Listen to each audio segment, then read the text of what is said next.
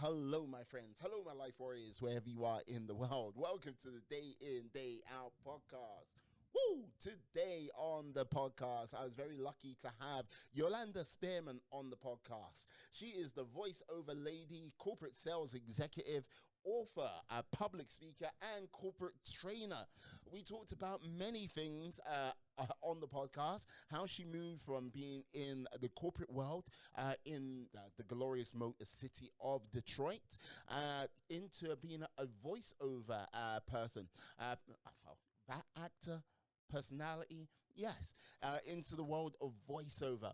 We also talked about, many of the challenges she took on, how she started, put that on the shelf, and came back to it. And now is, pushing forward and succeeding. Have to say it was a joy to speak to her, and I look forward to speaking to her again in the near future. So sit back, enjoy the show, and have a fantastic day. Peace. Oh.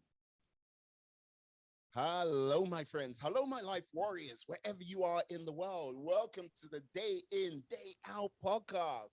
Woo! Today, Happy New Year to one and all, even though this will be coming out in February, but it's the first one of the new year, episode 216, where I have the glorious pleasure of having a Yolanda Spearman with me.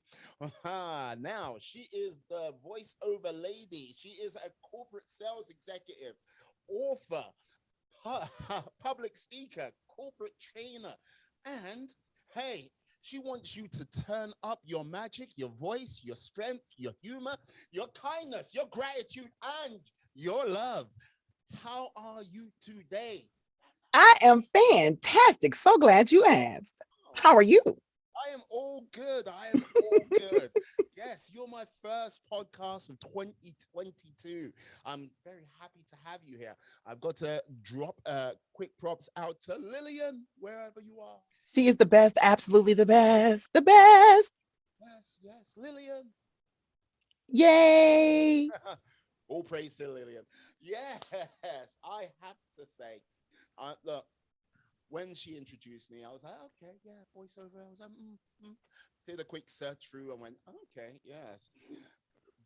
Moments of interest, and sparks of inspiration came off of me. Yes, a young Ooh. living in the streets of Detroit, making her way in the Ford company, and and had a little bit of a fast and furious lifestyle. So Very little bit, very little bit. I'm married into it. married in how? Okay, okay, you married into it. So does your husband often talk about family and has now worked for some secret organization like saving the world? No, but I wish he did. You know what? He would be cracking up right now. But yeah, I know he doesn't, but he does. A lot of his cars do a lot of that stuff that you see on TV. Exactly the same. Ah, so he's a car. Is he a car detailer or does he customize cars? He actually builds engines. So he actually builds his engine. He actually makes that sucker tick and he makes that thing go fast. And when I say fast, super fast, but he would get mad at me if I talked about how fast because they drag race. Oh, So, oh. they do it for cash. So since they do it for cash, I got to shut my mouth. It's like hey baby, you know what? You remember when you were on that podcast and you started talking? This is the reason why we can't make rent. You best have that rent money, like or that mortgage payment. I don't know, but you gotta have that dough. Yes. So I keep my lips sealed with chapstick. I keep them closed. Instilled in chapstick. But this is the thing. You are still because Detroit, Motor City, and everything like this. You have a very interesting start of a career. Basically working for the Ford Motor Company, as I see it. Look, sort of battling through retail marketing, all the way up to dealer operations manager. What is that? So yeah. So, yeah, so I've had a very, very colorful career, right? So I went to college, got my master's, got an MBA. And of course, whenever you do that, you have a dream of, I had that dream of carrying that briefcase and walking down with my high heel shoes, click, click, click through the airport. I had that wonderful vision of myself going through school. And when I got out of school, I went to school in Atlanta at a historically Black college and university, Clark Atlanta University. Shout out to my school. Okay. And when I went there, they recruited us from a lot of places. Well, of course, here I am living in Atlanta, Georgia, and I wanted to stay in Atlanta, Georgia. That was the hip place. And Detroit recruited me back home to Ford Motor Company. So joyously, I went back and I moved up the corporate ladder just like I dreamed. The hard part about when you dream, sometimes you get what you ask for. And when you get what you ask for, sometimes it feels like, I don't know if you know this. There's a comedian here called Cat Williams, and he does this skit. And on this skit, he goes, "Every day I'm hustling," and he's actually has some French fries from McDonald's in the fryer, and he's turning it up and down. He's going, "Every day I'm hustling, every day I'm hustling," because you're doing the same thing every day. Well, Yeah. that is how I started to feel in corporate America, which is kind of how my journey kind of meandered, and it ended up being where I get to be on the microphone now, so I can have some fun because I needed some spice because it started getting kind of every day I'm hustling like. Yeah, because like this is the thing. Like, okay, doing like going to college, doing an MBA, hitting the corporate ladder, making your way up. Like because like okay, being an operations manager, I can only imagine like, you know what I mean? That is especially when it comes to the whole car situation, yeah, that is a real big deal. And only can lead you to bigger and better things. To like go, okay, you know what? You know, no, I'm gonna do voiceover work. How on earth did you like go? Okay, how did this become a thing? You know? That is so, I get every single person who ever talks to me always asks me, how was it a thing? Yeah, And you do these odds and end jobs while you're in school. So while I was in college, I worked at a hotel. And when I worked at a hotel, I met this wonderful radio personality because I worked in downtown Detroit. So I worked in a really popular hotel. And while I was working one day, a radio personality, she had some business in the area. She was doing some interviews and some talking to some people. Her name is Mildred. She walked past the desk and she was like, "I hear you speaking. And young lady, your voice belongs in voiceover." She said, "Take it from me. I have the air." And I was just like, okay, I'm young, I'm giddy, I'm in college. I'm going to have my purse. I'm going to have my bag. I'm going to go through the airport. I'm not trying to do nothing else. So, but I did look into it a little bit. I went ahead and it was kind of cool. It was kind of exciting. But back then, that was when we had dial up and it was going and it was doing all that. That's back then. That's it's like old school dial up. There's like, okay, it's like I'm gonna watch this TV show. I've started it. I- I'm gonna go out, do some shopping, go to sleep, get up, have some breakfast, like wait, look at my watch. Oh, speak to my aunt on the telephone, and oh yeah, and it's finally. and it's watched. So you get what I'm talking about. So it was back then. And when we did it, it was that hard. It was kind of challenging to get into voiceover at that time because you had to go to the studio, do an audition, stand in front of all these people. They recorded you so they could send it over to the client and blah, blah, blah, blah, blah. And I was like, I'm carrying my briefcase. I'm going into corporate America. I don't want to. This was a derailment. So I was like, okay, nice lady, wonderful advice. Yeah, I'm going to put that on the shelf. And I did. But that is how I ended up coming back to it because my husband, the handsome drag racer, happened to pull it off of a shelf, blew that dust off, and he was like, what is my wife doing with a CD? And I had mailed them out because that was when you had to mail them out to people. So I hadn't used to mail them all out, but I had extras. So he put it in his car and he was just like, "Is that my wife? Is that you?" And I was like, "That's me." And he was like, You doing this, but you should be doing this. And I was just like, "Yes, no, I'm a corporate lady, I'm carrying my briefcase and I'm walking through there. I'm important. And he was just like, "But you should be doing this."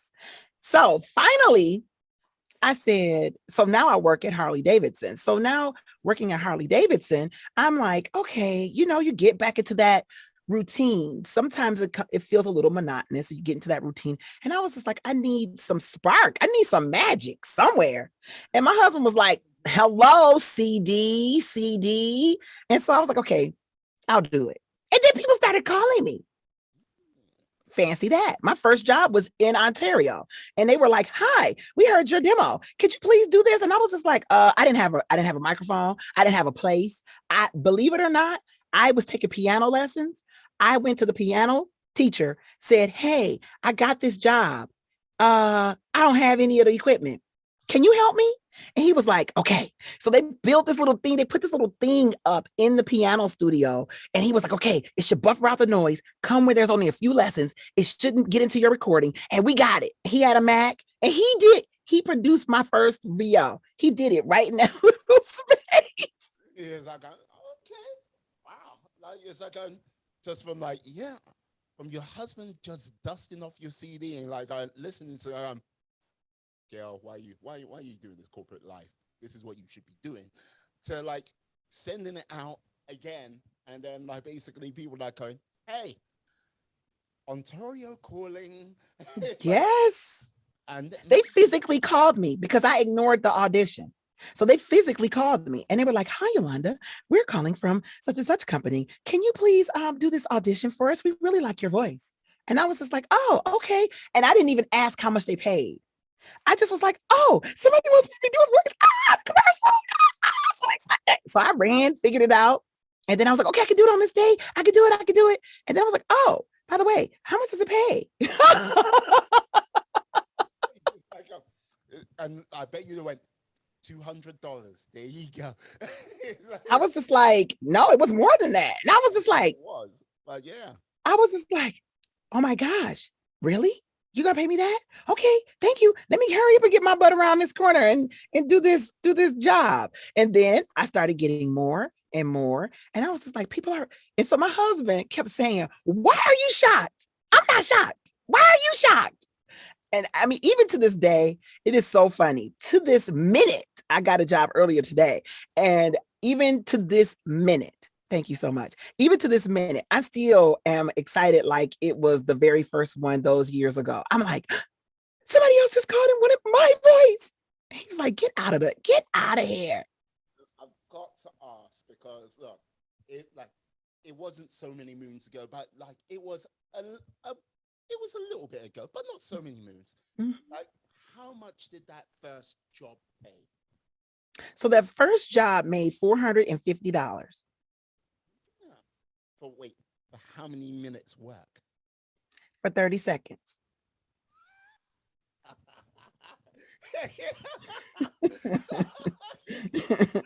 Shut up laughing. It's like how much for how much time? Okay. I was like, that is that is that is just almost more than a day's pay. Thank you very much. Mhm. Yes. And that's why when they said that, I was just like, "Oh, thank you. I will have that recorded for you quickly." That's like, how many takes did it take? Oh my goodness. And we were in GarageBand. So we were using GarageBand. I sent it to them in GarageBand. But just so you know, Oh, I just got to let you know for real. jeez, jeez. Because okay, like this is the thing. Don't get me wrong. When like you were first introduced to the world, when you went back on the shelf, that was definitely one way. Look, now today, yeah, like studio quality equipment, like not like the big music company, but you know what I mean, to get a very good clear sound is more accessible today. Like with the sort of accessibility, I'm not trying to like get more people to be competition for you, but I but don't mind. but with that, would you say it's like easier or like the sort of possibilities are kind of endless for like what you do with regard? Hmm. Definitely. I would definitely say the possibilities are endless because it's a lot like art. So, you know how you go to an art museum and then you look at an art museum and it might be just a dot. I have gone to places and I was like, okay, this is a dot. It's just one dot. Somebody tell me what's cute about this dot. And you'll look at something and you'll say, I don't understand the culture that's involved in this particular piece of work. That's the same with the voice. I tell people this all the time. There's a top for every pot, and there's a voice for every spot, and it's different. Top for every like, there's a top for every part. Pot part. and a voice for every spot. Okay, I like that. So, like with this, it's like okay, when after that first gig, was it a case of like, okay, I see the possibilities, I'm in it 110%, or was it a case of I've started and paused and now started again? It would start, pause, start again, pause, start again, pause. So I was what we would call in the voiceover world a hobbyist. So I did it more like a hobby. Every now and again, people would invite me and ask me to read. So whenever they invited me specifically and said, hey, will you read? Then I would go do it. Mm. But I didn't actively audition. So I didn't actively pursue it because it's kind of a game of chance. You don't know that you're going to book. Yeah, I booked that one job. It paid $450. But what if I don't book another one for 3 or 4 months? You can't eat off that for, that long. You can't pay rent. You can't live. So I had the I had the mindset that you couldn't make a living, that you really couldn't make good money at it. And then I did some a little bit of research, and they said that the average voiceover artist, I think, makes between $5,000 and $6,000 a year. So of course, I'm like, okay, I'm there. So I'm probably doing exactly what the average person was doing, which is really very not. You can't live off that, right? It's enough to give you a bonus check, so to speak. It's like going, yes, it's nice. It might be enough to take you on holiday, or like help ease with some savings, or maybe put that into a little investment pot.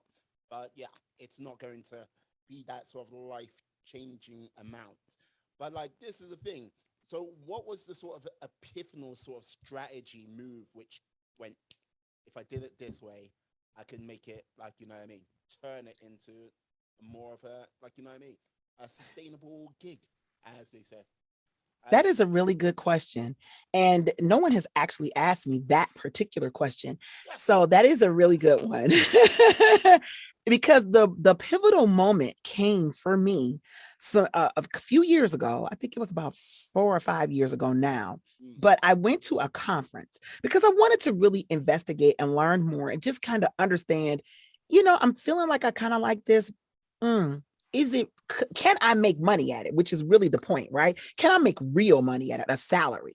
mm, And I went to the conference. I met a lot of people at the conference, but I met a young lady. She was really, really friendly. She was kind of sitting next to me.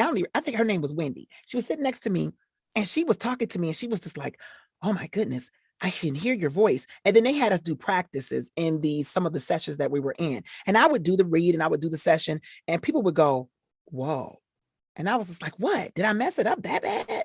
And they were like, oh my gosh, I don't want to read after her. And I was like, uh, why? Because I didn't see yeah, myself, which is one thing that a lot of us don't. We don't see ourselves mm, the way other people do. And I was just like, oh my goodness. So when that particular session was over, the teacher came and he was the guy who was facilitating. He came over, he was talking to me. He was like, so who reps you? And of course, the answer, nobody, because I'm still hobbying, right?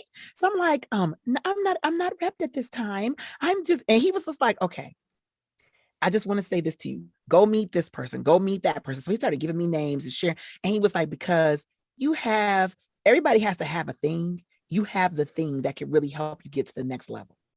He was like, work on it, but you can really get to the next level. From that conversation, and I can't even remember his name, but it was that conversation that really was strategic. And it helped me to see myself differently as a woman with possibilities, as opposed to a woman with a voice that fit every now and again. I began to see that I could actually be the lady on a Coca-Cola, the Coca-Cola commercial or a McDonald's commercial. I didn't see that for myself. And then once I changed my perspective of me, I started to book more. yeah. Because like when you say that, your perspectives of you, because like this is the thing. you've gone to university, two universities. Like you've got your degree, you got your masters, your MBA. Like you working for like okay Ford. Then you went off to work for Harley Davidson. So it's like look, so you've like there is a quality about you which yes you come to an organization and they continuously promote you, but you still manage to have this blind spot within yourself to like go, I can do this when you've done so much more, if you get what I mean. It is a unusual beast that. It is. It's an oxymoron. You are right. Because sometimes we get trained to kind of be in a box. And you know how they say when you train an animal to be in a box, they won't go out of the box even when you take the barriers away because you've been so trained and so conditioned that this is the box that you fit in. Yeah. Well, unbeknownst to me, I helped to condition myself. Remember, way back when I was what? Carrying that briefcase, wearing those high heels. Remember, I started that long ago. So that was my own social programming. I programmed myself to be in a box. And then, of course, as I got into corporate America and I began to excel, of course, they definitely helped to make that box really clear and really sharp. And they said, hey, this is your trajectory. This is how you move from level to level. And the artistic, now remember, I told you I did my first job while I was taking what? Piano lessons. Yeah. So that means I had a very creative side to me. I paint, I write, I do a lot of things that are creative, but I would never allow myself to get out of the box. Mm. So one day I met another lady and her name is Celia Siegel. I still work with her today. She's my actual voiceover manager for my career. And I met her. When I met her, she unlocked the door to the box. And now, even when I come out, sometimes I come out and I'm looking around like this. I'm a little nervous and I'm bashful. And she's like, get out of that box. You got it. And I'm just like, oh my goodness. And I actually have hired coaches. You're going to laugh at me. I always tell people this. I have a white gay guy who teaches me how to be an authentic black girl. And when I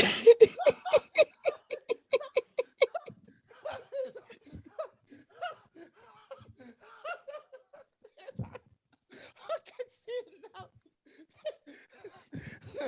Oh, this white guy, like, you gotta get more sass, girl. Come on, come on. it is. I love him. I absolutely, Dave Walsh is like the best for me. He has been working with me for some time and he'll be like, what the hell was that? And I'm like, what do you mean? Where'd Yolanda go? Bring her back to the screen. I mean, what's going on? I mean, he will get into it with me. I mean, he'll sometimes be like, what the hell is wrong with you? Where are you? Who are you talking like? Who is this Susie person? And I'll be like, what do you mean? Where is the magic? I need the black girl magic. And I'll be like, oh, okay, I'm back.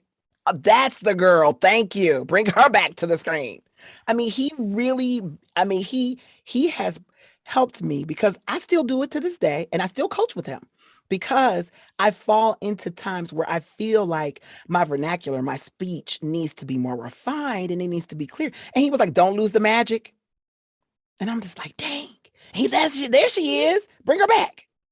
But it was conditioned. I was so conditioned. Now, honestly, if I could tell you how I really feel, I feel free. I'm glad to hear you feel free because like this is the thing, like because yeah, corporate life, that whole structure and everything like this, trying to like, not trying to break free, but trying to find yourself truly in this world is a difficult thing because like the amount of times you hear people like I want to do this, I want to do that, and not really sort of taking a chance to know if that walking through that door is going to be where they truly find themselves, where they truly find their freedom. It is a difficult thing to do. And look, you still like well, a sassy white who like, is coaching you today, uh, and you still sort of invest in time and energy to get that coaching, which I would say a lot of people don't do. It's like I think that's like one of the sort of key differences. I would say. I would agree with you. I constantly believe that have to, I believe that iron sharpens iron. And I believe that if you want to be your best self, you always have to work on your craft, your skill, whatever it is that you think that you want to excel at. You have to, like, even I wanted to hear what your podcast was about before I was on it. I wanted to understand how you interviewed. What kind of questions did you ask people? Were you organic? Did you have organic conversation, or should I be more prepared and have some things written down? You have to be a student of whatever business you choose to pursue. Even whatever you do, you have to be a student of that. You have to honor it. You have to actually honor yourself. And you have to take some time to really know where your weaknesses are, but more than that, focus on your strengths. So if you know your strength is reading, I love to read. I'm an avid reader. I read incessantly all the time. And so because I do read so much, reading out loud, which is what voiceover is not very difficult for me. But I read every single day. I read at least 10 pieces every day out loud, and I record myself. And I burst out laughing sometimes because it sounds so ridiculously horrible. But I do it every day because it's like you running 14 miles this morning. You ran those 14 miles not because you probably didn't want to necessarily run those 14 miles. I don't know. Did you? Like put it this way, woke up this morning, like was like, okay, I, the gym was going to be open late today, and I already had 4 days in the gym, so I was like, no gym today. There's not going to be no gym tomorrow, so I'll be up tomorrow running. So it was like, okay, my goal for this month is to run every single day. So yes, so I had to get up and get it done. So yeah, I had That's the point. You set yourself a goal. So when you set that goal, you want to achieve it and you want to get to a level. So for me, I set myself a goal and I wanted to remember early on, I said I wanted to know if a person could make money. yeah, I wanted to know if they can make a livable wage. And yes, they can, but they have to put in the structure. They have to put in the time. Like you said in your workout goals, you worked out 4 times, but you knew you were going to run every day this month. So if I know that I'm going to audition 10 times a day, and I know I want to actually put forth my best self, what does that require me to do? And some of the ingredients in that particular success cake, for lack of a better word, that is part of that is training, part of that is practicing, and part of that is really getting good equipment. Like I have two microphones for different things that I use. I have a boom arm up there if I'm standing up. I have this one here if I'm sitting down like I'm talking to you, but I wanted a different sound when we speak together. So I had to learn all this stuff. And I even met with my audio engineer on New Year's Eve because I wanted to put in a new plug-in in my system, which now I have my own. I'm not at the piano place, as you can see. I'm at home. So I had him help me. in the background, like kind yes. I was like, oh, Yes. all right. So you just have to invest in yourself. You have to really believe in yourself. And believing in yourself is not, so people say that. But often it's kind of like finding out who the Wizard of Oz is in that movie. If you have ever seen that movie, the whole goal, everybody wanted to know who the wizard was, right? And then when you pull back that curtain, you see that the wizard is nothing more than a man, just like the rest of them. And then when he comes out, he talks to people, he tells them, you know what? You've always had bravery. You've always had that. You wanted a heart. You always had that heart. And you want to go home, home is in here. You can already do it. And so he was a regular person, but everybody had built him up to be this great and powerful Oz. He wasn't the great and powerful Oz. He was just regular. That's who we are. But sometimes we build up these things that's so big, we can't see our way through because we've built up this Oz. Mm, There's no Oz. There's just us. yeah, no, I agree. Like this is the thing. Like when people sort of build that sort of persona of who they want to project out to the world, it sometimes will, if it doesn't marry up to like the work ethic you put behind it, that's when the persona falls down. Like with regards to with yourself, like yeah, reading 10 times a day out loud. That's you getting your reps in and everything like this. So like Yolanda, the voiceover actress, when you step up, you have put in the reps to basically go with that persona. And so it works together. Where people go wrong is where they go, yes, this is my persona. And they haven't done the work, or they don't truly believe that's where they want to be. And that's when you kind of like go, oh, you are not what you seem to be. You are not, I don't think you understand who you're meant to be, Oh, you know? yes. And sometimes it's painful when we see that happen, right? I'm sure you've been in situations where you see, I did that when I ran a marathon and I was faking, but I did run it. And Okay. when I ran it, I didn't do the training. I did not do enough of the training. So I trained a little bit. I trained up to like 10 miles. But you're supposed to train some more. But I didn't train some more. I Okay. didn't do it was bad. But I finished. Yeah, well, okay. Like when you say you finish, how? It was so bad. My look, I finished with my, how your feet they get. I got cramps in every part of my body. My legs was all. I was limping. I put it to you this way. Uh huh. I ran the first half. When I got to the finish line, my mom and daddy rolled me out in the wheelchair. I'm just gonna tell you that because it was bad. Because I didn't do the training. Why didn't you do the training for this? Because you just it seems to contradict who you are. Because I learned something. See, I used to run many, many moons ago, right? And running a distance wasn't difficult.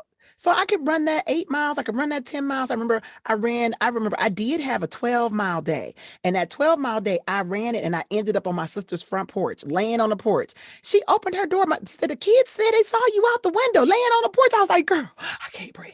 I can't breathe. Oh, give me some water. I was laid on my back on her porch. And so she gave me some water. I was like, oh, girl, I'm never running that far. I'll do that when they say, because if you read or if you Google it, it says if you can run up to 10 miles, you can finish the whole thing. So I was like, I can do my whole 10, so I can finish the whole thing. So I'm going to be good. So I psyched myself out thinking that I was good enough without putting in what you said. I didn't put in the reps. I didn't put in enough work. I didn't have 14-mile days, 15-mile. I didn't. I had 10. I did that 12 and fell out on the porch. So I was like, I don't want to fall out on the porch. So I'm going to do 10. I did 10, a lot of 10s, but I didn't do a 20, nothing until the Detroit Marathon happened. Ooh. And I wasn't properly hydrated. So I didn't do enough of the research. And I promise you, when I didn't even believe, look, I didn't even know your face could get cramps. I didn't know you could dehydrate to your eyeballs start jumping like this. I was like, my whole body is going bananas. What's happening? Like, okay, like what time of year was this? Because look, America, like Detroit, I know it as a cold, windy, brutal city. But on the other side, it can be blazing hot. When was this? Oh, Yolanda. Oh, you are you back, Yolanda? Yolanda? And it was then, and I was cold, and I thought I was going, I really didn't know if I was going to make it. Could you repeat that last bit again? Because you just froze for a second over here. Oh, I saw something come on my screen. I did not know if I was going to make it to the end. I did not. But in my brain, now I will tell you one other thing. I did learn the power of your mind, because the power of your mind tells you, I will not stop. I will get to the end of this finish line. And I didn't. I did make it to the finish line through pain and suffering. A lot of ings, for real ings. Ah, how long did it take you to recover, dare I ask, from your ordeal? Look, I'm gonna tell you this. Every one of my toenails turned black, and every one of them all fell off. Oh my Every one of them. That you got 10, all 10 fell off. They all turned pitch black. I went to the doctor and I was like, he was like, oh, you probably didn't have on the proper shoes. Yeah, I should have done some more research, right? Goes back to you being properly prepared. I was just like, they're all black. This is awful. Fell all off. Then after that, I had to go get like massages. I wasn't properly hydrated. So I had to get hydrated. I went to the doctor because I kept getting these muscle spasms in my leg, in my foot. Have you ever got a cramp in the arch of your foot? Come on now, let me tell you. If you don't know what that means your foot do like this. That's why I was doing it. I promise you. I felt like I was like, what the hell did I do to my body? What the hell? I'm sorry. I digress. But I learned more from that one experience. Now I finished. I crossed that finish line. I hobbled my little crazy butt on across that finish line and I finished. But I learned you got to put in the work. I'm not gonna do that ever. I mean, I may run a marathon again, but I won't not prepare. I will prepare if I do it again. Ah, Marathon 2022. Mm, Yolanda, That might be me. I might do that. I thought about that when I heard you run your 14 this morning. I did get on my treadmill. I thought about it. I was like, huh. you went, "Mm, no, no. Yep, I did. I did 1 mile. Exactly, exactly. No. It's like, uh, thank you for your little message on LinkedIn. I was like, oh, oh yeah. I was like, I'll see you again today. But you're like, yeah. I was like, Yes. you're like, yeah, I used to run that. I was like, okay, great. But it's like, yeah, you just went disappeared. Yes, definitely, definitely disappeared. So that's really what I learned. I learned a lot about preparing and really, really taking advice from others a little serious because a lot of times we don't listen to other people. We feel like we don't have to do it that way. They don't know. We're different. And maybe in some instances, your skill set is different and your optimal ability may be different. But the preparation that it takes to get from point A to point B is often the same. And sometimes we want to be better, know better, and do better. But we may look back on it and you find yourself in the same predicament. Like if you want to lose weight, you got to eat less. I mean, you're not going to eat as much as you want and get skinny. I'm sorry. I mean, for real, it's just not going to happen. You mean you lose weight with a calorie deficit? I did not know that. It's like, I mean, some people tell you you can eat as much as you want. They lying. Not a lion like a lion, but they are lying to you. Let me say that better. They are lying to you. How about that?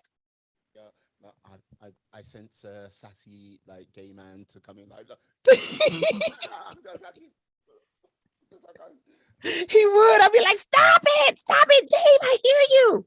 Sometimes he even tells me, sit back in that seat. And I'll be like this. I'll be like this, like, relax. I'm like, oh my gosh. Yes, it's something to watch our sessions. Sometimes I watch them because we do videotape them.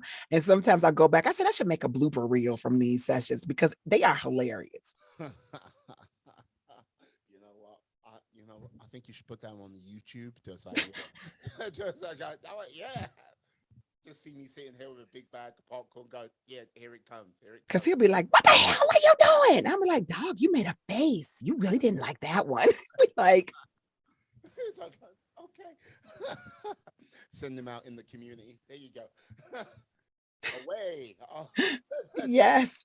Wait till I tell him. He's gonna be like, Yolanda, you didn't put me on blast like that, did you? I'm be like, yeah, I did. yeah, yeah. Yes, she did.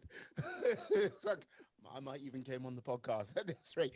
It's like, ah. He's great. He's great. But he does his specialty. His name is Dave Walsh. And he really does specialize in helping people feel comfortable with being who they are. And I want to say this too. Some people feel like their sound is not the right sound because I used to say that. And I listened to myself and I say, oh, I sound so weird. How did you feel when you first heard yourself when you were doing podcasts? Oh, like this is the thing. I think I'm like most people.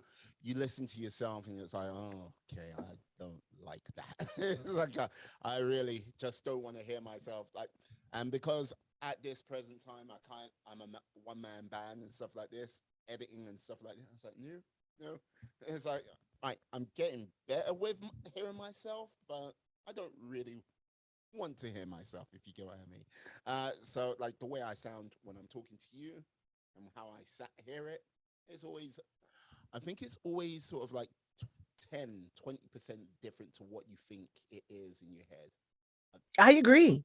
I agree 100% because the way I sound right now, I feel like I sound warm. I feel like I hear something totally different. And then when I hear it back, Mm. it's like, I didn't like that. Or even the delivery. But what I had to learn was to become so often I don't record with my headphones on.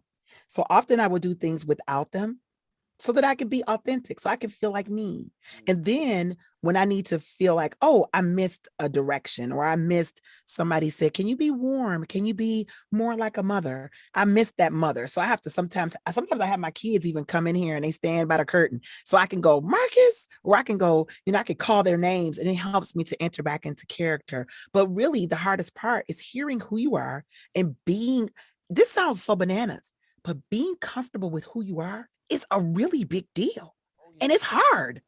Mm. Like one of the things, like I listen to audiobooks, and I was listening to like early last year, the year before, Michelle Obama's book, and there was this one key point when she was like running on the campaign trail, and she was like, and every time she went on TV, it was like, yeah, she would say the words, everything like this, eloquent, charming, everything like this. And every time she went on TV, pose would drop. And it was like, right. And she was like, I don't know what's going on, blah, blah, blah. And like, she got a little bit pissy about it. And it's like, right, why is it? And they went, okay. They went, okay, yeah. They sat her down. They went, turn down the sound. No, like no words. And went, okay, watch. And her body language, I might slightly paraphrasing. Her body Mhm. language when she was speaking was off. So Mm. basically, all the words, and like this is the thing when you went, yeah, I sometimes get my child to like stand there and like help be more motherly. It's a case of yes, because your body language when you're interacting with, I imagine, with your children is going to be a lot more different. Not like, no, yeah, but like because you've got that going on, and like you're right, this is how your voice and everything changes. So she had to do a little bit of coaching with that to like, okay, when she was saying like, yes, need to help with families, or if she was saying it's like, this is how the economic, like we can help change the economy. After she had that, like rather than her every time she came on the TV and polls were dropping, they started to go back up because she took on those sort of cues to sort of match the words and body language and make it just come across better, more authentic. Yeah. And you know what? That is the key. So one of the big keys that I would tell anyone who does want to pursue a career in voiceover or any type of acting or anything that you see and you go, oh my goodness, how could I ever do this? The biggest thing that you can do for yourself is to really get a coach, get in a class, find a community. There's a ton of Facebook groups, there's a ton of groups out there, and those groups really add value. And the reason that they add value isn't necessarily because you may know more Mm. than a person in a room. But you have to have humility and be able to go into the room open to learn and to seek out knowledge and information and people who have a skill set that you want to learn from. It's interesting because a lot of people are like, Yolanda, she's brand new. She's never, and I'm like, no, I'm not brand new, but I go to a lot of brand new things. I go to a lot of things because heck, I was back there when dial up was happening. Things have changed since then. Okay. Stuff is different. So I'm like, okay, Yolanda, you want to be in the now, not in the back then. Mm. So I want to stay, like I said earlier, iron sharpens iron, but you always want to stay ahead of the game. And now that I'm in the craft, I want to know what the trends are. What's happening now? There's AI. So how can I become an artificial intelligence voice? So AI is artificial intelligence, and you will actually hear them. They will be promoting that now, and you're saying, some people are nervous, but I think it's a wave to ride. So I'm learning about it because I want to ride that wave. You might turn on something and instead of saying Alexa, they'll be saying Yolanda. I'll be like, hello, hi, it's Yolanda. Just like, yeah, I got the new Alexa. Yeah, I've got like, yeah, Yolanda's voice in it. She was a great guest on the podcast. You know, I, I'll just have her ringing around the house. So they're like, yeah, Yolanda, Play me the Beatles. I'll be like, okay, honey, here they come. Yes, I got it for you. Here you go. Yep. You hear that little bit of sass right there? Yeah, that's from her like gay coach. Gay. Yes, yes. Know her I mean, authentic self. really. Oh, yeah. Like, so like one of the things like I have become more acutely aware of, um, social equity, like not equity, like basically social credit, I should say, because you mentioned communities. One of the things, like, yeah, when you sort of got back into it, it was like, yes, you joined this new community, but you didn't know anything about people repping you. You didn't know about like the sort of all the differences where you could pick up work and everything like this. Would you say being more involved in that, just building those contacts, work, like even if it's not advertised, you can like get work come your way, because you're heavily involved? So I will say this, I have gotten all of my work through those mediums right now. So I do audition and I do work through pay to play sites, but I Mm, also have, and I am repped. I do have some voice talent, some talent agents. I do have those, and I have a voiceover manager. So now I have a whole crew of stuff, right? So it's not like it was way back then, but but now I do have a group of people or a team that supports me. But I would say this, I earn a sizable amount of my money from just pay to play, people who know me, people who actually, you're going to laugh. Facebook. Friends know that I do commercials, and sometimes I'll post one or two up there. I don't post many because I hate it when people are braggy and they're always saying, hey, I need a pat on the bum, on the butt. I need you to say, how you're doing great. You're doing great. I hate that. So, because I hate that so much, I do just a couple. But from that, I got a really great client. And that client calls me back again and again and again. And it has added up to not hundreds, but thousands of dollars. And that was from Facebook. I get them from LinkedIn.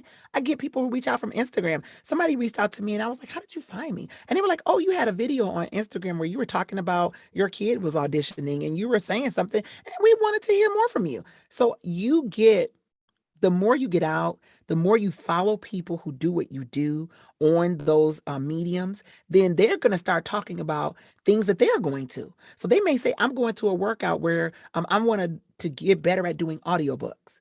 Well, I may not do audiobooks, but I might want to learn about doing an audiobook because there's so many genres. So because there's so many categories of voiceover that you can do, I primarily work in commercial, narration, and e-learning. Those three only. But there's promo.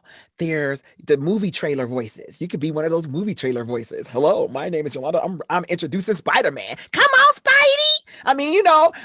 Maybe it's gonna be the new Spider-Man, the Spider-Man metaverse. It's gonna be the Yolanda verse or whatever. You don't know. You may want to be in animation. You might want to be on a big gigantic cartoon where it comes out and they're finding Dory. You want to be, I'm Dory. Oh, you want to do that? You can, but you want to know where the pros are playing. And mm, you find that through social media. You don't find that any other way. You can Google it as much as you want. It ain't out there. How about that for being authentic? It ain't there, but you can find it if you network. mm. Yeah, because like this is the thing. I think that's where a lot of people fall down, and like I hear many conversations of people like, "Oh, that person's privileged because of this, and that person's privileged because of that."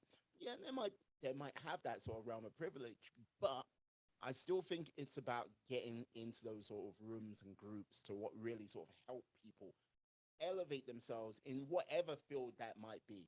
Voiceover, podcasting, YouTube, like, yeah, pick a myriad of different sort of industries. And I would Yes, say, yeah, if you're not doing that, you are definitely holding yourself back and you might not even know it. I agree. And the other piece I would say is sometimes people feel like it's too big Mm, because there's Twitter, there's so many different platforms. And people would say, oh my goodness, that wasn't easy. So let's press the easy button for 2 seconds. Pick one. You don't have to do 21. You can do one. You mm, can say, I am going to utilize LinkedIn, and that's going to be your platform.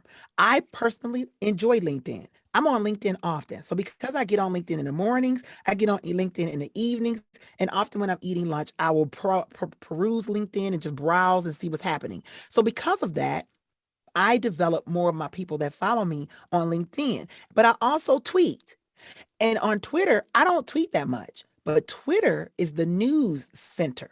So there's a lot of news. So just literally yesterday, last night, I got a casting call for an agent who was looking for new talent to put on their roster right on Twitter. And she didn't do anything major. She just tweeted it. Hey, I'm looking to add new people to my roster. You want to send over your demo? Send it on over. Here's the form. Fill out this form. Send me this info. Thanks so much. I'll be in touch. Now I'm telling you, I got it from Twitter. Now I don't go to Twitter every day, but I just go in and I look up certain things and I just look through, but I look through the things that are related to casting calls and to voiceover, things like that. And then she was right in there. And I was like, oh, good. This is a good one. Wee. But you just pick one. So my point is pick one, pick two, and then focus on those and become really good and savvy at those. And my key point to people is to click, like, and share. Don't just look at it and that's it. You want to like it, you want to engage in it, and then you want to share content that really is relevant to you and that really connects with you and your brand, because that's how you are able to build momentum, and then people start to know you. So when I came back in the field, no one knew who I was. Now that I'm in the field, tomorrow I'm on a podcast with a voiceover person. But it took me what? I click, I like, I share. I get on, boop. Even if I don't agree, even if I think something different, I read, I discuss, I comment, and I comment a lot on people who are doing what I want to do and who are places where I want to go. Mm. I like that. I like that because like this is the whole thing. How can I say? When it comes to things like social media, it's sort of described as this sort of okay, it's this weird land where people don't sort of understand it, the rules. You can't really understand the rules because they're constantly shifting and changing. And like basically, you put something out there and you don't get any engagement, and because you don't get any engagement, it's just a big waste of time. But you're saying it's like okay, yeah, there it's a go there, learn your skill, learn your craft within that sort of community. Like, share, comment, be involved in that community. Do not be some passive, like, sort of observer, because all you're just doing is watching the show get go by when you need to be in the show. That's right. You said that well. They want to be in the show. And honestly, you never know who's watching. And you want to always be the person representing yourself in the way that you don't mind if other people see you. So I got a call the other day from another agent, and this was last week. And this particular agent was like, hey, I came across your information. And I was just like, this is so interesting. How did you find me? And there's nothing wrong with asking that question. So I said, how did you find me? And he said, someone forwarded this to me who found you, and they found you here. So it wasn't him who found me. He was having a dialogue with someone. He said, I'm looking for a voice that sounds like this. Yeah. That person said, I heard a voice who sounded like that over here. That person, I do not know any of these people. Okay. Let's just be clear. I don't know none of them. That person sent him my voice, and now he is asking, can he rep me? Can he represent me? That is all from the power of being out, being present, and there's so many things we're going to always be learning because, of course, that's who we are. We're going to be students of the business. There's places that you can go. Like I was on SoundCloud. Somebody said, hey, can you shoot me a quick link to your demo? And I was like, a quick link. Okay, let me figure out how am I going to send them a quick link? So I was just like, okay, I want to send a link. So I went on the SoundCloud. SoundCloud, I found out I could send a link. Now, people who are in the industry often may think you may know this or that everyone has the same accessibility to things. Well, I'm used to sending my demo as an email. You give me your email, give me your information, I'll shoot it on over to you as an MP3. You get it and they were like, no, send me a link. I was like, okay. And she was in Germany. Ah. Guess what? I figured out how to send her a link. I got her that link. And I had to do, and guess where I got her from? LinkedIn. People don't understand the power of, and I will say this, I'm not great at marketing yet. I'm working on that. So right now I'm developing myself because I have been blessed and I have earned a fantastic salary and I have earned a decent amount, very decent amount. I'm very, very, very happy. But I want to grow, but not because of the money. I really want to grow because I want to do some different things. So I want to do more narration. I really like narration. I really like it. You got a Ah. question? You No, thinking no, about like this. something? You No, got that look on your face. no, like this is the thing. I've got many things percolating in my mind at this moment in time, as you saw. It's just a case of seeing like where it goes. Because, like, look, when you say, yeah, you got that from LinkedIn, and like the whole thing is, when you say that, it's like, okay, there are many times where people are like, oh, you got to sign up to my course, which costs $997. And I can make you the pro you can be. But it's like, right, it's like, okay. But that knowledge is sitting out there waiting to be like gathered from just the internet. Okay, yes, you did say there were some things which are not out there on the internet, such as the sort of like networking connections, because it's a bit, I would imagine it's a bit of a walled garden. Uh, Hmm. but you saying that, and then now you're like going, yes, I've, you've had a very successful career so far. Now you want to like branch out, do narration, and then yes, you will master marketing one day. Like even though like yeah, you did marketing for Ford for a little bit of time. It's like People going, say that to me all the time. Like, it's you just know how like to do it. I'm like, I do. yep. So I'm like just like hmm, I'm curious about that as well. But yeah, it's like you are like a constantly evolving entity, force of Hmm. nature, as they will. Yolanda, storm Yolanda. Yes, yes, yes. I'm becoming more and more every day. And you know, the hardest person to work for is yourself sometimes, I think. Do you think that for yourself? Do you find that hard sometimes? Like this is the thing. It's one of those things where I think with every individual, when it comes to yourself, you kind of know which sort of tricks and like tricks of the game you need to motivate yourself, but also how not to motivate yourself. If it's a case of like, you know what, I've got this sort of set up and that set up. You don't like, necessarily have that sort of like, hey, come on now. If that falls through and that falls through and that falls through, you might be in trouble. And sometimes I think people don't see that. They don't look at the sort of bigger overarching picture for themselves. They can do it for other people because everyone's got that little bit of a busybody in them where it's like, I can help you out because I can see it all.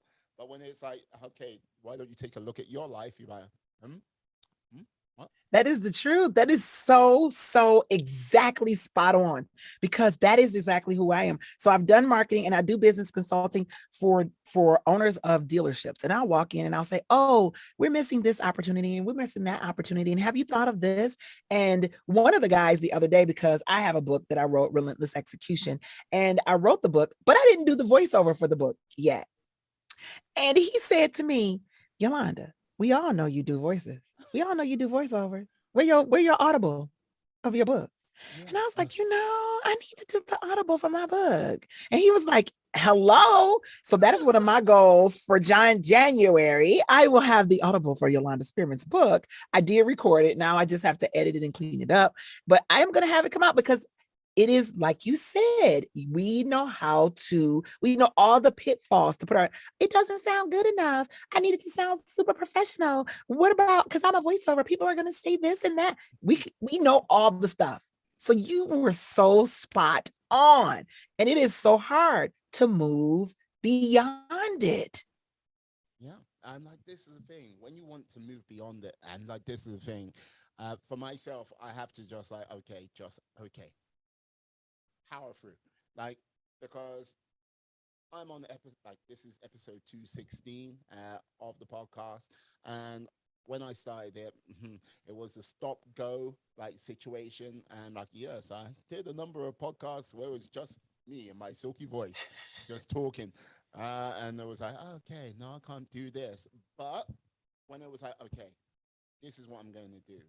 I need to do as many podcast episodes as possible. Like, look, if I like, there was a time where I might have been able to do 3 or 4 episodes a week, but trust me, trying to get that amount of organization with other people when you're by yourself would drive me crazy. It's like I am chasing myself. I would have run into myself at one point, but it's just a case of get in the whole process of going like one step at a time. I think it's the Mhm. best way. And I think a lot of times with paralysis of analysis, that gets in the way of that. And Oh, yes. Yes, definitely, definitely. And also the fact that people sometimes can't see themselves succeeding. It sounds so crazy, but go ahead. You were going to say something. I no, saw no, that. no, no, like no, no, continue. Like, please. Because I think sometimes we see, I remember when I got to, so I set myself a goal a while ago where I wanted to get to a certain number. And I remember when I set that goal, I was like, it was more than that $450. So I set a goal and it was specifically to pay my kids' tuition. Yeah. So it was specifically to pay tuition to school. And I said, okay, honey, told my husband, I said, I'm going to put this up on the chalkboard and this is going to be the goal. And I said, I'm going to make this every month so that I never have to pay their tuition. And he was like, oh, okay. I have never not made that number since the day. And this is now 2 years in. So now I have so far exceeded that number. Why did I think that that number was so hard to begin with? But it was because I couldn't see myself achieving it. Now that I can see myself achieving it, it's not a big deal. Now my number is like 5 times that number. And I'm like, oh, that number was so little. I'm like 5 times that number that I want to make. And like today, every day I have a goal now. So my goal for the day, I met my goal when that man called me and was like, you got the job. I was like, wee, I made my goal for the day. So, it's totally different, but it all begins. You had that lady on who was a mindset coach. That's really a big deal because mindset is so it actually visualizing your success, seeing yourself start at mile number 1, you knew that you were going to get to mile number 14 and you could see yourself getting there. Even though at mile 13 you probably said, "Oh, Jesus, give me grace. I don't want to go no more." But you could see yourself finishing 14. Mm, Same for me. Now that I can see myself, so now I'm trying to visualize myself narrating. And it's difficult sometimes to see yourself doing something you haven't done. mm. So it's like, okay, sometimes I stick my picture up on stuff. My husband will be like, "Is that your face on that?" It's like, why are you standing there with six-pack ads? Or Yeah, I put my face on a magazine. So I put my face on this Success magazine. So the name of the magazine is Success Magazine. And so I stuck my face. It was a man and a lady up there, and I put my face on the lady's face. I stuck my little head up there. just like and just like you're put your face in the lady's face and you get the husband's face. It's like wait, husband walks in, hey, wait, what is that Denzel Washington? Be like, it's my No. Denzel. My Denzel. Yeah, no, I was gonna. That's you. That's you. Mm, mm. But Yes. yeah, but like this is the thing. It's very interesting that you say, yeah, when you can't, like, when you haven't seen yourself doing it or trying to build that mental picture. Because, like, one of the things I often find, I think, with it happens to everyone, like, yeah, the mind is a powerful thing. And yes, if you want to hear the darkest, most horrible things what can be said about any individual, just crack open a recording of someone's like inner thoughts, and you'll be like, you say this to yourself on a regular basis? You like trip yourself up like this on a regular basis? Trying to overcome that is a difficult thing. And yeah, like visualization helps. And then like, or if there is a person which is on a similar path to you and they might be a bit ahead, that also helps as well. But yeah, setting yourself a goal and like aiming for that goal and making it, yeah. You know what? You know what? You said something really key to me. You said finding a person who is a little ahead of yourself. I Mm, reached out to a person. Remember, I like LinkedIn. So I reached out to a person who I thought was doing fantastic in voiceover, and I really wanted to meet her. So I reached out to her on LinkedIn. And I sent her a note. I was like, hey, I'm not crazy. For real, I'm not. I'm not going to stalk you. I just want to have one conversation. Can I have a conversation? And she was just like, well, what she was very kind. And Yeah. she said, hey, got your message. What is it that you would like to talk about? And I said, well, I'm at this stage of the game and I really want to get to a place like where you are. And I want to understand a little bit more about your journey. So I just wanted one conversation. So this was 1 month. Months go by. She sends back another notice. She says, well, why don't you give me your phone number? Because of course, she don't know who I am. I could be some crazy lady. So I gave her my phone number. Now she could have been crazy too, but I digress. So I gave her my phone number. And then she sends me back a notice. She says, I'm going to call you on this day. And it was like a month in advance of the day. I forgot. Totally forgot she was going to call. Totally. She's in LA. I am here in Michigan. So she called on that day. And I was just like, whose number is this calling me from LA? I don't know. It was late because, of course, I'm 3 hours Yeah. behind. So it's like 10 o'clock at night. I'm like, somebody's calling me. It's 10 o'clock at night. What in the world? My kids are there. I answer the phone. It's her. She don't just call. She calls on FaceTime. So, okay, it's 10 o'clock at night. I got on like a pajama. I'm like not ready to talk. So I'm all like, oh, shoot. So I was like, oh, hold on 1 second. I'm trying to put some little lip gloss on so I don't look so crusty. And like I was really in the bed. I'm like doing this, trying to look, back together. And I said, okay, I'm sorry. I got to just be authentic. I am in the chair eating cookies, sitting down here, and I am totally not ready, but I want to talk. So let's talk. And so she talked for like 2 hours Ooh. and she just deposited into me. Her name is Kever. I always say her name in other places, Kever Brene. She always goes, Yolanda, you say my name. And her voice is so rich and so full. I'm like, I'm gonna be like you when I grow up. But she was so awesome. She gave me a little time. And then since that time, I've checked in with her. But like I said, I wasn't a stalker. I'm not crazy. So, and I'm busy. So I did reach out to her over time. Sometimes things would happen. And she would be like, what did you do? Like I would send her a text message and I was like, hey, I did this and I did. And then I said this. She might not respond. Then I would get back a note. Please tell me you didn't say exactly that. And I'll be like, oh, I shouldn't have said that. Oh, in this industry, we don't say exactly. I'm like, oops, sorry. Thank you.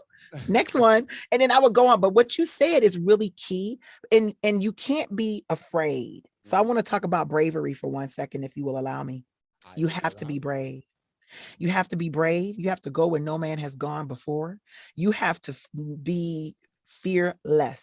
You're going to send notes and you're going to ask for money that's going to make your eyebrows stand up all by itself like this. Can't do it. But you're gonna feel like that. Your heart gonna palpitate. You're gonna go, people don't pay this.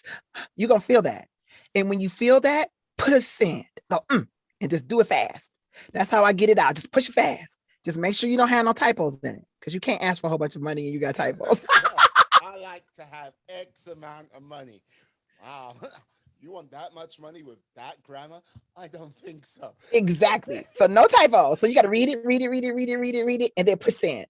I have another person. That's why I have a voiceover manager. So one of the things is having a team. I have a voiceover manager because some of the things, although I understand my worth, sometimes it's hard for me to ask for it. So because it's hard for me to formulate that my lips around those numbers, it's not hard for them to formulate their lips around that number. So I let them send it. They'll be like, she don't do that. I go, thank you. What she said. I don't. I need to get my 10 to like 10%. I don't know how much they charge, but I need Yes, that 10%. whatever. Yes. And then she'll be like, we got to do it for this. And they go, oh, okay. I had one lady one time say, I've never paid this much. My manager, my voiceover manager said, well, we are always so delighted to work with you. Whenever your budget changes, we would be delighted to come back. I was just like, oh, oh, oh. I was clutching my pearls. I was like, you telling them no? I bet you your manager turned and went, I like to eat steak. I can't eat steak on that money she was talking about. She did. And you know what? The lady came back and was like, oh, the budget was approved. Thank you. Hmm. But see, that's why you have a team. Mm. Yeah, because like this is the thing. I'm like I think I've said it and I've said it for a number of like sort of when beginning my podcast journey up until now. Like yeah, one of the things I believe everyone should do is like work on building that team. Like as quickly as possible. Like I won't lie. Like if I was making any economic coin off of this, I would be building that team. But I'm in that sort of dawn stage where money is far and few between. But yes, one day, It's when coming. yeah, Money is coming. It's coming. It's on its yeah, way. absolutely. And when that starts to happen, yeah, building that team of people around it makes such a difference. Like because look, we all get 24 hours in a day, but if there's 10 of you, you get 240 hours in a day Come instead on of now. four. You know? Yes, yes. And the other thing is that sometimes people feel bad about starting small. And sometimes people even feel unsuccessful because they aren't doing the same thing that someone else is doing. Mm, And you have to walk your own journey throughout your own time and your own moment. There will be times where, like I said earlier, it's art. Your voice is art. mm, Someone may love it. And I like working with people who love it. I had a lady cry in a voiceover because she said it brought the picture that she had in her brain. My voice brought it to life. And she cried. Now, I never had been, I was just like, it was for banking. I mean, so I was like, it's just for the bank, it's just so y'all can go get your money out the bank. I mean, but for me, but what it was for her, it was the story that was in her head. mm. She put on paper, and my voice was the one that was able to bring it to life for her. So that's what we do. And when you understand that, you also understand that it takes all types. And I talk to some voice talents who are like, don't stop telling everybody to get into voiceover. Everybody's not going to get into it because it just like you doing podcasts. It's a heck of a lot of work, isn't it? Yeah. And like this is the whole thing. When you say yes, you should do a podcast, you should do voiceover, you should do anything. What I tend to find is you'll send that message out. If you send it out to 100 people, 90 of them will not do a damn thing. And then out of that remaining 10, you're kind of like going, yeah, five of them just like go, and they won't do a damn thing. Then out of that remaining five, you'll get three who will start and then do like the typical five and done. And I'm not doing that again. And then out of that, you'll get two left. And like this is the thing, out of that two, one will either carry it all the way to the championship, and the other one will just fade away Hmm. because of other life commitments. It's just the way of it. So out of 100 people, one, possibly two people will actually act upon it and maybe succeed. Come on, that's the statistic, y'all. That's exactly how it is. And because it's like that, the other piece is for the one or two. Mm, Because there are those one or two. Because I was a one or two, right? I was probably a number two. I faded away, but then I came back. I faded away. Then I came back again. Faded away. Now I'm back to stay. And I've been back now for years for this is my fifth year, going on my fifth year, not fifth yet, but this is going on my fifth year being actively, really, really working. But my first couple of were like the babies. You learn to crawl, then you go through all those steps. I learned how to get my equipment set up. I learned how to get the proper. Once I got that, I would go back and I listen to stuff that I did, and I'm just like, oh my gosh, this was so awful. But they bought it, and even the opportunities I got that, I had an opportunity with BET, ah, and they didn't end up using my voice. But I went back and looked at it and I was just like, oh gosh, that was so awful. But they gave me a shot. Now I just gotta hope that they'll give me another one. So y'all send me positive thoughts because I want to get another one. But it was back when I think this was like 2017. When I was cutting teeth and getting better. Not good, getting better. mm, And I was just like, but I did that audition. Heck, I tried my darndest and was so not authentic. Okay, just so you know. yeah. But like this is the thing, 2017, yeah, cutting your teeth, learning your craft, and like the whole thing is, yeah, doing that. doing like the taking the long road, the slow road, getting that right there, building good foundations. Too many people these days just want like, yeah, fast, like fast and quick. I need it now, now, now. And yeah, you might get it, but it just takes one like wash of tide to like take away your foundations and like find yourself in a world of trouble. Whereas if you Hmm. took that time to develop and build, if you took that time to learn and grow, you might like you would see yourself be like, yeah, it might not come immediately, but when it does come, it comes with the thunder, as they say. Come on, it comes with a thunder.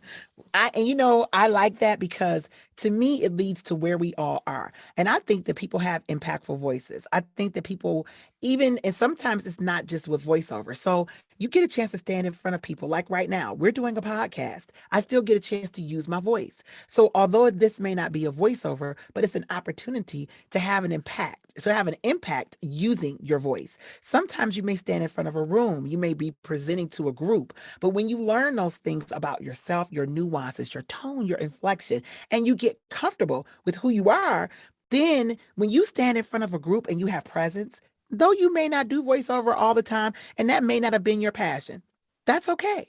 But if you learned and you were able to apply what you learned to your normal life, and now when you come and you're fully present in front of that group and you engage that team and you talk to those people and they're like, dang, that was just good. Hey, it's because you took a shot somewhere else, but those skills were transferable into what you're doing today, which is why I love what I do with my voice. And I like the fact that I'm able to expose people to this fantastic world because it is impactful, but it's impactful in more than one way. It helps you to be authentically you. And for me, it allows me to be free. But when I stand in front of people, now I ain't scared to be Yolanda, the girl who talk like this, and I don't feel embarrassed, even if the room don't look like me. I feel good being 100% black girl magic. Black girl magic. Now I have to ask. Now, with the power of black girl magic, where like, what sort of direction do you want your journey to go in, and then say over this next year or so?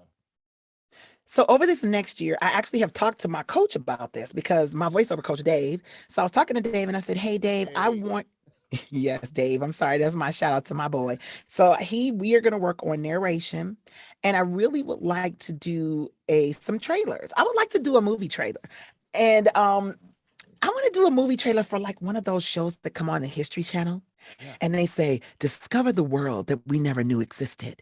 I want to do something where we're talking about something mysterious and something that we never knew was there, and they found it in this great archaeological dig. I want that to be.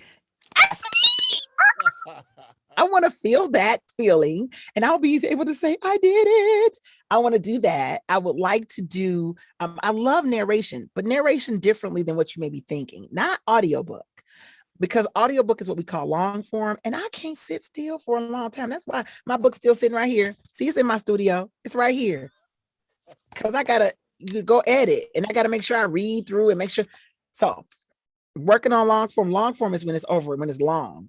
So Yeah. I like things that are short, but I like telling stories and I like kid stories.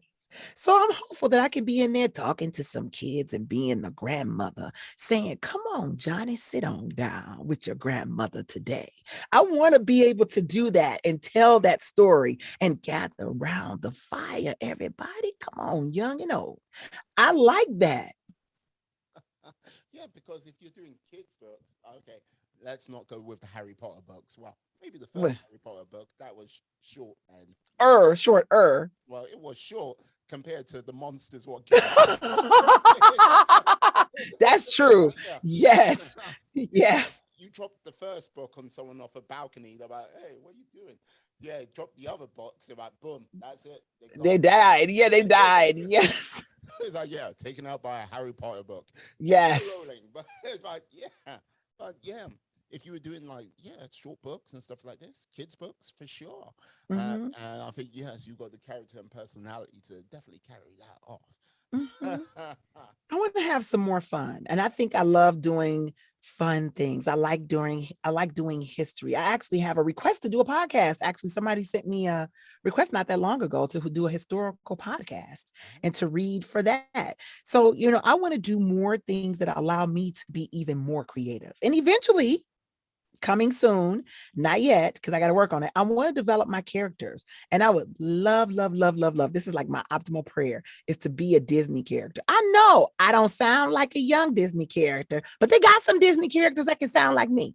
For real. They do. And so I want to be one. Damn it. You're not going to be a Disney character. What says "damn it"? Oh, sorry. Oops. We can do oops. Oopsie. Brilliant, brilliant. Now, oh, dear me. Now, my last question. Sadly, my last question of the day. Now, if there was like, if there was one thing you could do different in your life, what would that one thing be? I like my life. I had a good life. I have had really a great life. I wouldn't trade my experiences. The only thing, if I could have done it differently, I probably would have got married earlier. So I wouldn't be this old having little kids. I would love to have little kids and be younger so I could run fast and catch their little butts. But other than that, I really am very satisfied with how my life has progressed and the experiences that I've had because I think that who I am today and the reason that I'm able to be here and be open to learn and Mm, be open to grow is because of the experiences that I've had. If I didn't have those experiences, I wouldn't have this depth and I wouldn't be able to become the skyscraper that I do believe that I am in the process of becoming. So I think that everything that you experience adds to your foundation and it digs and it causes you to really you mentioned earlier you would be like something that's blown away quickly and easily. So now when the winds blow and storms come my way, I'm not easily blown off course. If someone hears something and I see a commercial that I did on YouTube or on TV, or I see a comment that says, who is that voice talent? She sucked. It doesn't knock me over and make me feel horrible. It just makes me try harder on the next one. But I don't think I would have that resilience if I didn't have the experience and the years behind me to help to gird me and to lift me up and to make me into who I am today. ah, love it, love it. Ah, can you tell the lovely people out there how they can find you out on these interwebs? Oh, so I am easy to find on the web. You can always find me by my name, Yolanda Spearman, Yolanda Spearman, Spearman. I am Yolanda Spearman on Instagram, Twitter, LinkedIn, Facebook, everywhere where there is social media, YouTube. I even have a YouTube channel with some crazy old videos on there. But yes, I do have some on there. But everywhere that there is social media, if you look up my name, Yolanda Spearman, you can always find me. If you go to my website, it's Yolanda, Yolanda.vo.com. Super simple. My first name, Yolanda, and VO for voiceover.com. And you can actually reach out to me and I will respond back to you. And I do have a new website coming out, which is getinspiredagain.com. So if you can't remember anything, but you can remember to get inspired again, getinspiredagain.com. If you go there, you can even reach me there. There's a little tag where you can notify me and say, hey, I see you got something coming soon and I want to be in line to hear what's coming next. You can reach me there too. So Yolanda Spearman on all social media platforms. I made it easy. You can find me there. If you Google me, I'm gonna pop up. Outstanding. I will put all of her details into the show notes. So, yes, you definitely can find her, definitely connect with her. And yeah, who knows? She might be doing your voiceover for whatever project you might be doing next. Mm. Definitely, definitely. Absolutely. So, Yolanda, thank you so much for coming on today. You have been a superstar. Thank you so much for having me. It has been absolutely my pleasure. I have had a blast. You let me talk and talk and talk. So my husband will be happy because I'll be all talked out.